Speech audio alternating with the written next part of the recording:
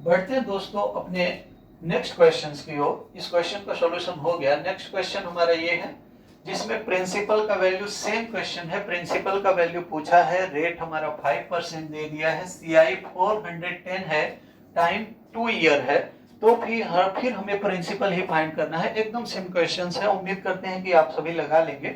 आइए हम एक बार देख लेते हैं इस क्वेश्चन को। रेट हमारा 5% दिया है। जब भी कभी हम परसेंटेज हटाते हैं तो 1/100 से मल्टीप्लाई करते हैं, तो यहाँ पर 1/20 आ जाएगा। तो यहाँ से 1/20 आ गया। बस 2 ईयर्स के लिए निकालना है, तो 2 ईयर्स के लिए मतलब इसका हम स्क्वायर कर देते हैं, तो 20 का स्क्वायर करेंगे तो 400 आता है। 2 ईयर्स के लिए वैल्यू फाइंड करना है, तो 1/20 के दर से, तो 1/20 के लिए यहाँ पर करेंगे तो इससे कट हो जाता है। 20 दूना 40 मतलब 20 इधर आ गया, यहाँ से भी 20 आ गया। इन दोनों का सम करते हैं तो 40 आ जाता है। यही हमारा SI का मान आ जाता है। पुनः हम इस पर 1/20 के रेट से ब्याज निकालते हैं, तो यहाँ पर आ जाता है 20 से 20 कैंसिल होके 1 आ जाता है। ओवरऑल इस 40 के साथ ऐड कर लेते हैं तो 41 आ जाता है, और यही हमारा CI का वैल्यू हो जाता है। आइए दोस्तों, यहाँ पर पूछा है कि प्रिंसिपल P का मान क्या होता है। हमने CI 41 निकाला, बट यहाँ पर CI का मान कुछ दिया है।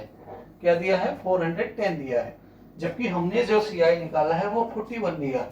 तो 41 यूनिट्स के लिए, अगर 41 यूनिट के लिए CI का मान 410 दे दिया है, तो 1 यूनिट्स के लिए क्या हो जाएगा? 410/41। तो 1 यूनिट के लिए आ गया, लेकिन हमें टोटल निकालना किसके लिए है? 400 के लिए। तो यहाँ पर ओवरऑल अगर हम 400 का मल्टीप्लाई कर देते हैं,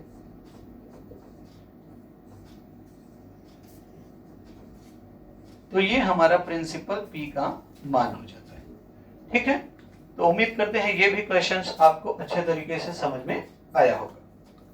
अब हम बढ़ते हैं अपने नेक्स्ट क्वेश्चंस की ओर। क्वेश्चन नंबर 3, जिसमें प्रिंसिपल का वैल्यू दिया है, रेट R का 10% दिया है, साथ ही साथ टाइम T बराबर कह रहा है 3 ईयर है, तो CI माइनस SI निकालिए।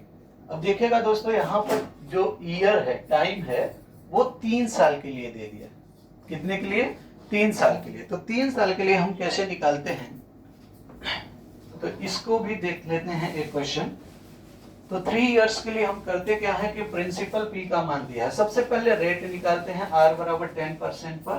तो R बराबर यहाँ पर 10% दिया है, तो यहाँ से परसेंटेज हटाते हैं तो 1/100 से मल्टीप्लाई होता है, और इसको 10 से 10 काट देते हैं तो 1/10 आ जाता है। यहाँ पर 3 ईयर है ना, तो 3 इयर्स के लिए हम करते क्या है, प्रिंसिपल ऑलरेडी यहाँ गिवन है 20,000।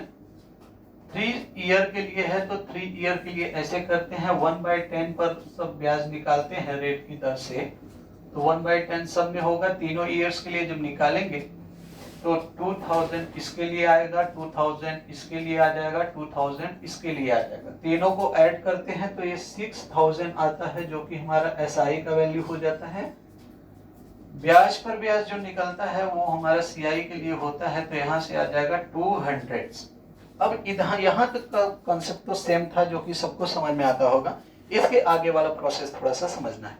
जब कभी हमारे पास 3 ईयर का पूछेगा, जब कभी हमारे यहाँ पर है, जब कभी हमारे पास 3 इयर्स के लिए पूछेगा, तो हम करते क्या हैं, इतना काम करने के बाद इसका पुनः हम एक बार ब्याज निकालते हैं 1/10 की रेट से, फिर इसका निकालते हैं, फिर इसका निकालते हैं।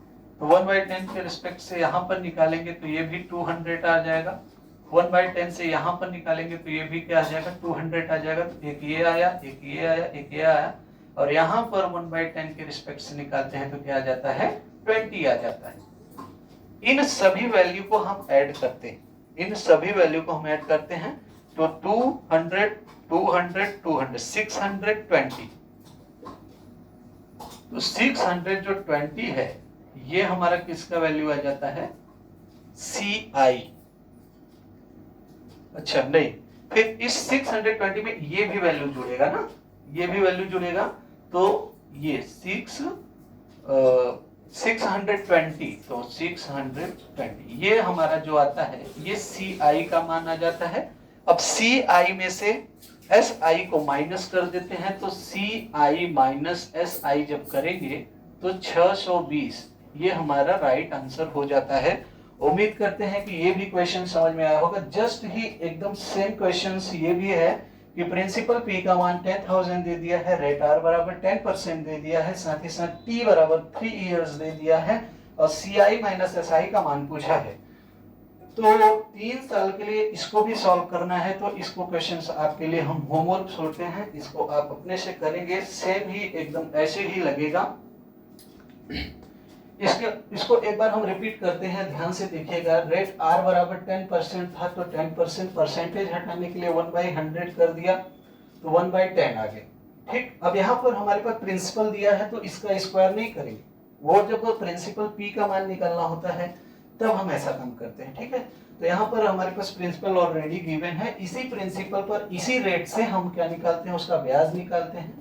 तो तीनों ईयर्स के लिए निकाला तो 2000 2000 2000 है, ओवरऑल 6000 इसका सिंपल इंटरेस्ट आ गया। जोड़ने पर इसको पुनः हम ब्याज पर ब्याज जब 1/10 की रिस्पेक्ट से निकालते हैं तो 1/10 पर इस पर निकाले, यहाँ 200 आ गया, इसका भी निकालें और फिर इसका निकालें तो यहाँ भी 200 आ गया, इसके लिए निकाले, दोनों के लिए निकाल दिए।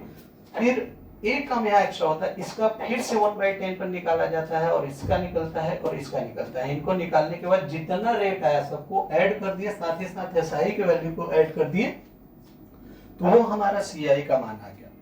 अब यहाँ पर प्रश्न पूछा था कि CI में से SI का वैल्यू घटा के वैल्यू बताइए ना, तो जैसे ही हम CI माइनस SI किए तो 620 यहाँ पर आंसर आ गया। उम्मीद करते हैं ये भी प्रश्न आपको समझ में आया होगा। तो इसी तरीके से कंपाउंड इंटरेस्ट के और भी अच्छे प्रश्न हम अपने नेक्स्ट लेक्चर में लाएंगे और आपको ऐसे ही बेस्ड ट्रिक बताएंगे। और अगर आपको मेरा ये यूट्यूब चैनल का पढ़ाया हुआ कंटेंट अगर आपको बेहतर लगता है तो आप इसे और भी लोगों तक पहुंचाने का कष्ट करें और साथ ही साथ हमारे यूट्यूब चैनल को सब्सक्राइब भी कर ले। धन्यवाद।